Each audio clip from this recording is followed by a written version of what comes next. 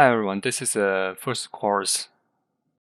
Before we start, I'd like to introduce three different ways that we do things, uh, basically everyday things. I think the first one is stacking mode and the framing mode, and the last one is the mixed mode. In our life, we can see there are some kind of people that do things without any plan. It's kind of chaotic. I called it stacking way. It is kind of like laying bricks in a masonry structure. The bricklayer is more focused on the job on his hand. They often don't have a microscopic view of the whole project, but you also have some advantages because you may have some surprise, but you also may have some risks and stable. When you do not have a plan, like you do not have a foundation, when you are building a house, so maybe you can only build a first floor. Second floor is not possible. It's very risky. But make another example is also like you go on a travel without any planning prior, like a road travel. If you drive a car to a unfamiliar place, you may have some surprise, beautiful scenery, but you will also have some unexpected, risky. Maybe such as when you go to some petrol station in a desert area, it's very rare you cannot get the fuel. The second structure I think is called framed structure, like modern buildings. It's just like very modern office buildings. You have the steel frame first. It's very stable, very efficient, but it's also without any surprise. Everything is in control. Everything is on the blueprint. So I think these are very two typical things that we face in daily life. With plan, without plan. And of course, there is a mixed mode. You plan something and do not plan others. But we do not open that topic. This time, what we are doing in this course is framed structure. Because I also do some management work in my company, so I think you should do anything, you should have a plan before. And we start to do this project, we just follow the plan step by step. If the plan is big, then we disassemble it into smaller steps. We do it every day with the time, and we also improve the plan. And so this course, we do this project in this planned way. So the first lesson, we have 6 topics to discuss. First is current gaming industry in China. We all know right now the situation in game industry is not good. We have so many salary reduction and layoffs. The second is current salary in this market. So what kind of grade you are in, how much you can make. And the third is in Chinese market right now, the labor supply and the market demand. The fourth is the resume analysis. The fifth is self-evaluation to know that which phase you are in and make your goal on next phase. Some of you may want to have a very high level of game designing, level design ability in a few months, and you from zero basis. In my eye, that is kind of very, very hard, almost impossible. because you want to use several months, 1 or 2 months even, to achieve the others' 5 years hard work.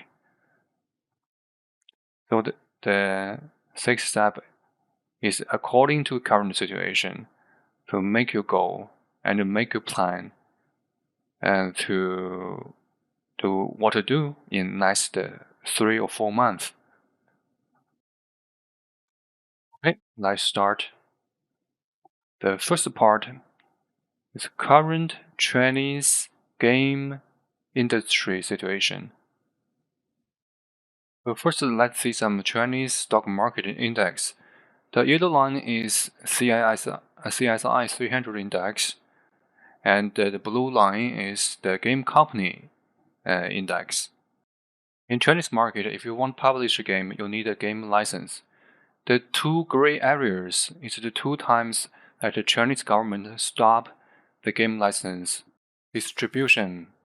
It will impact the industry very, very seriously. But the second time is a little different. Because we are in the pandemic in China.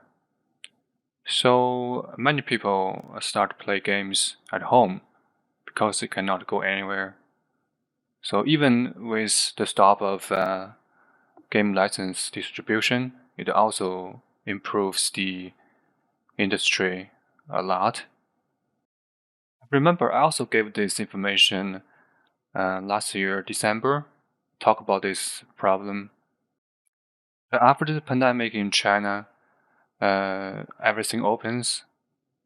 We start to give out a game license, but the whole game industry is still in a very low situation. We can see the index of a game have a little rebounding signs, but generally it's still at the bottom. But some people ask me what will happen in the future. I have a saying, old Chinese general Deng Guofan, which is 物来顺应，未来不迎，当时不杂，既过不恋. I think the central meaning of this is just following the trend. Do not prepare for too much for the future. The current situation, do not panic, do what you should do. What happened is just happened. You do not think about it. Just solve the problem. Do not complain too much. Not only follow your emotions, and to avoid wasting your time. I'm kind of optimistic because I have studied many reports of the game market in China. I studied maybe dozens of reports. I might share this in our QQ group for the Chinese students. These are the Chinese market studies. We can see some pages of them. There are 2 data we can see.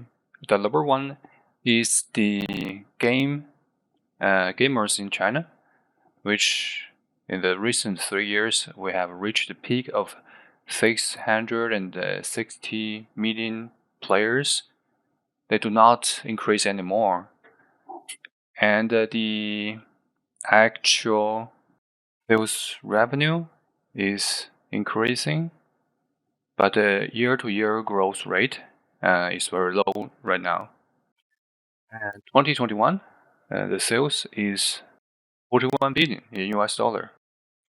Then let's see the game license number. We can see in 2017 is over 9,000, but in recent years it's only a few hundreds. But the good news is the government said we have done enough to the game industry. We have already do our work. The next phase is we're trying to consider the short video platform, and we'll let the game industry loose, which is good news for Chinese gaming companies. So the Chinese government found out the game industry is already at its bottom right now. So we guess in the game industry in China right now kind of positive.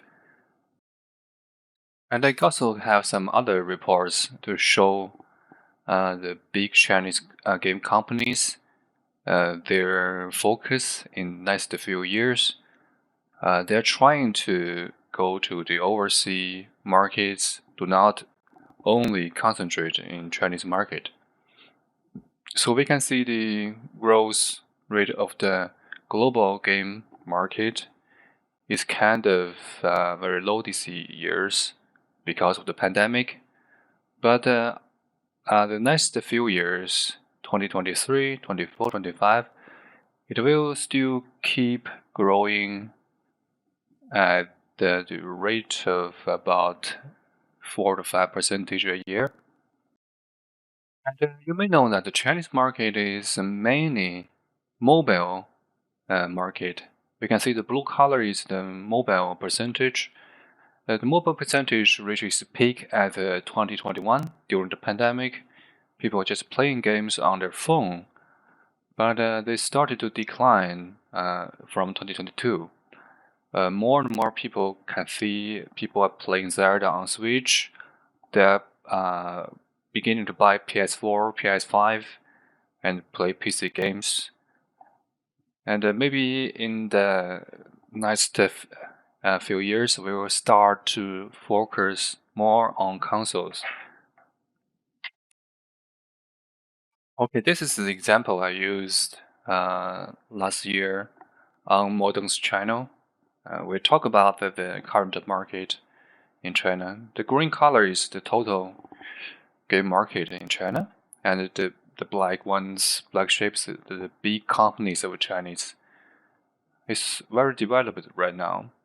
We might have some other fields in the future, like Chinese AAA games or other kind of games. But we need to wait, maybe to find out whether there are new platforms or people's trend of gaming platform. Just like in the old 2015, at that time, we think console games or PC game market is reaching its peak. But at that time, 2015, we started to see very good games on iPhones. So the iOS have a so big game market, new people playing games, different kind of games.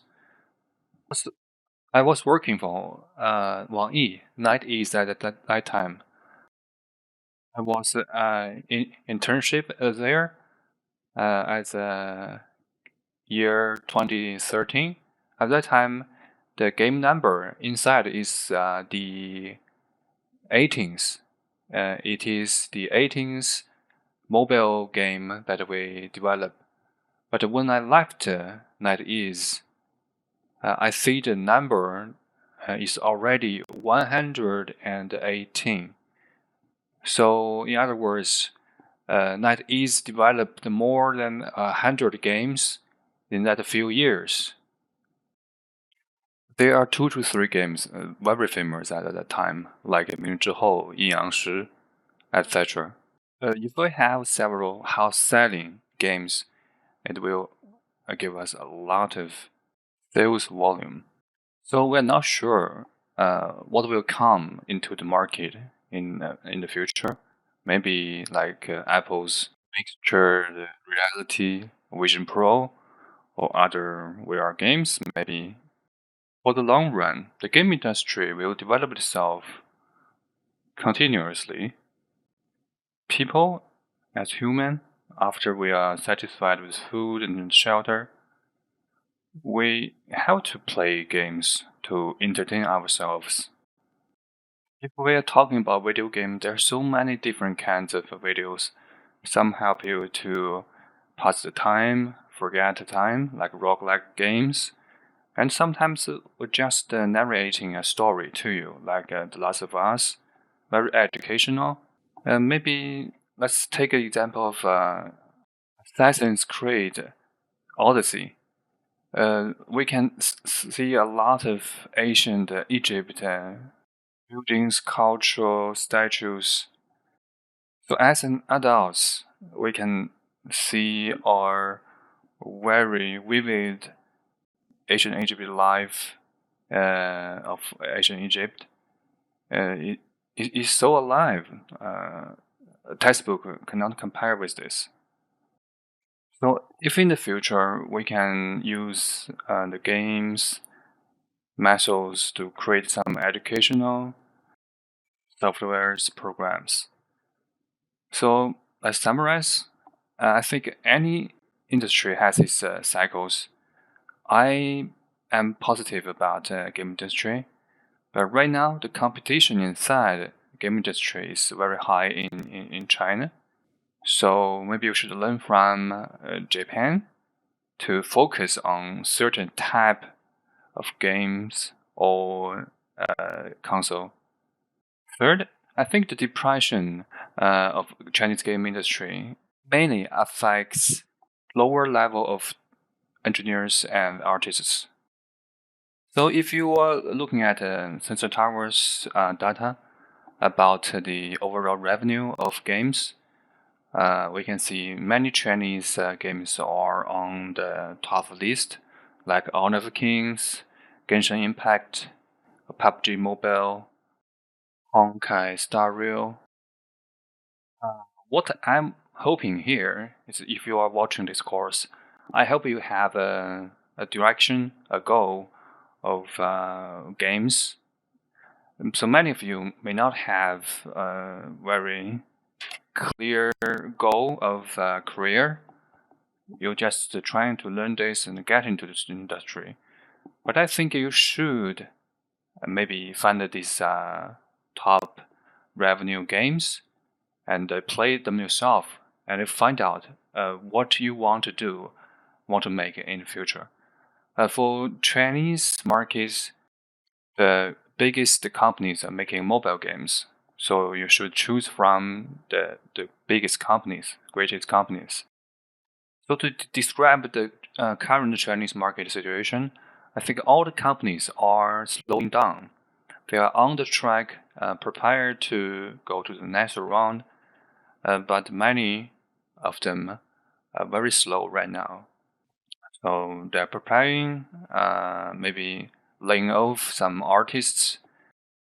But at this time, I don't think you should just rest, do not do anything or complain.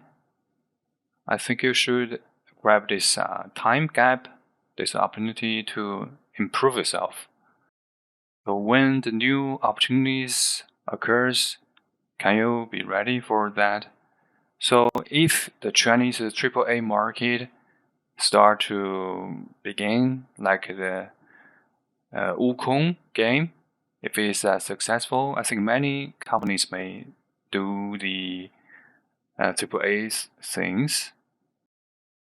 But the requirements of AAA game artists are much more advanced requirements. So we should prepare ourselves for the future opportunities. Don't be intimidated. Be brave.